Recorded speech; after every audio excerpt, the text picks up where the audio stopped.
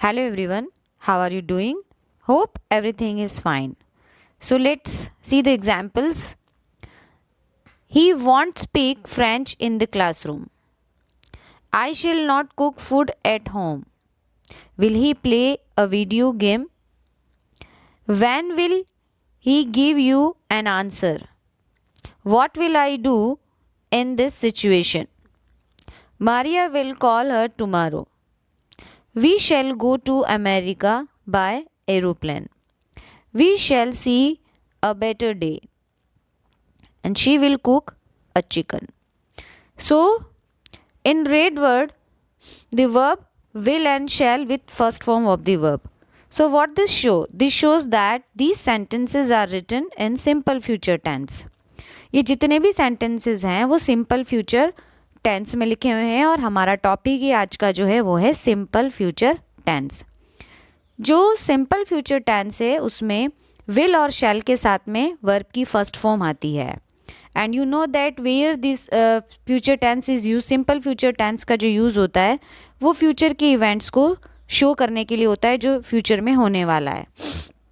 Okay, now it is हम आई और we के साथ में विल का यूज़ भी करते हैं जो रॉन्ग नहीं है ना. लेकिन मैं ग्रामेटिकली अगर आपको बता दूँ तो आई के साथ में शेल का और वी के साथ में शेल का यूज़ होता है. But if you want to write will with I and V, then it will be not wrong.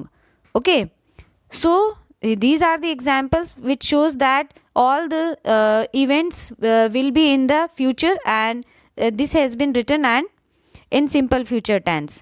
और simple future tense की पहचान ही है कि will और shall के साथ में verb की first form आती है. ठीक है, आप will not और shall not को उनकी short form में भी लिख सकते हो, जैसे इसमें will not की want दे रखा है. ओके, तो यहाँ पर सारे ही जो एग्जाम्पल्स हैं वो सारे मिक्स हैं, अफर्मेटिव, नेगेटिव और इंटरोगेटिव.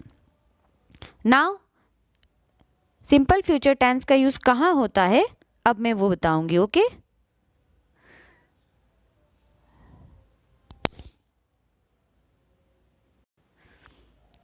सिंपल फ्यूचर टेंस, अब देखिए इसका यूज़ कहाँ होता है. The simple future tense is use to refer to action और states that begin and end in the future. जो भी काम है, जो भी इवेंट्स हैं, ठीक है ना, तो वो क्या है और जो भी एक्शंस जो हैं वो फ्यूचर में ही शुरू होंगे और फ्यूचर में ही एंड होंगे. These events have not happened yet but will happen sometimes in the future. जो भी काम है वो अभी तो नहीं होने वाले बट क्या शो करेंगे कि ये फ्यूचर में होंगे. एग्जाम्पल्स भी हैं, देख लीजिए यहाँ पर. I will meet her at the mall. Okay, तो यहाँ पर पता चल रहा है कि वो उसे मॉल में मिलेगा, मतलब वो अभी जो एक्शन है, वो जो काम है वो अभी नहीं हो रहा है. स्टार्ट भी फ्यूचर में ही होगा, एंड भी फ्यूचर में ही होगा.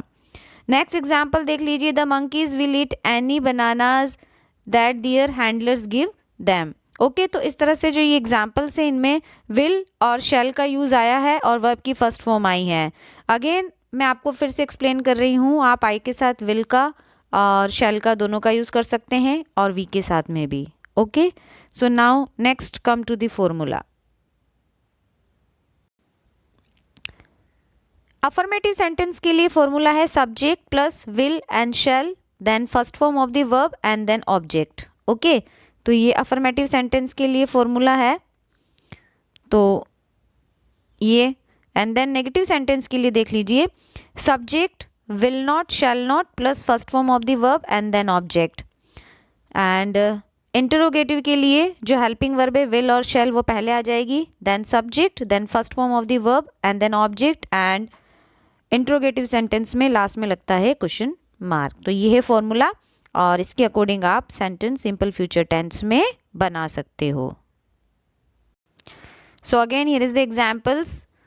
Affirmative sentence I will come, negative I will not come, and interrogative will I come in.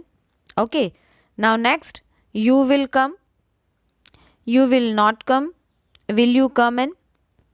Next he will come, he will not come, will he come in. और तो इस तरह से ये जो एग्जाम्पल्स हैं इससे आपको पता चल जाएगा कि अफर्मेटिव, नेगेटिव और इंटरोगेटिव सेंटेंसेस कैसे बनाने हैं.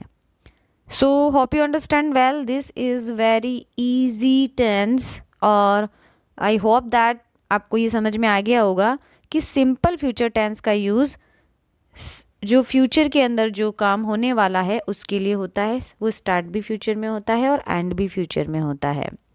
नेक्स्ट जो हम पढ़ेंगे वो होगा फ्यूचर कंटिन्यूस टेंस, उसके बाद में future perfect and future perfect continuous tense.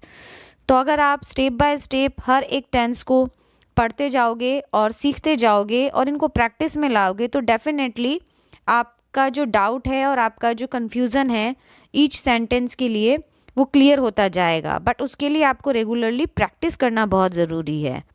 Okay, so learn it, do practice, bye, take care.